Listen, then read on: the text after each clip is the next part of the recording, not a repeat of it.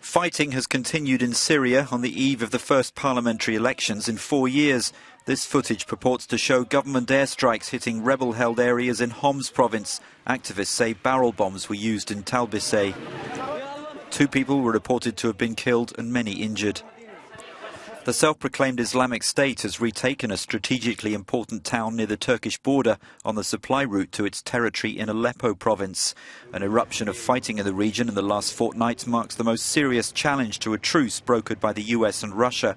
UN envoy Staffan de Mistura, visiting Damascus, has been told by the Syrian government that Turkey and Saudi Arabia have been ordering insurgents to stage attacks aimed at foiling planned Geneva talks. Wednesday's planned elections have been criticised as a sham by the international community and the opposition. But some in Damascus resent what they see as outside interference. Who should decide, them or us, he says. How can someone sitting in a 5-star hotel come and take power?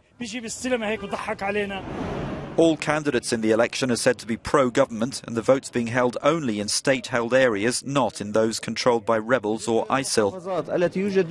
But the head of the election committee says people displaced from some of the worst war-torn areas, such as Aleppo and Deir al-Zur, will be able to vote in polling centres set up elsewhere in the country.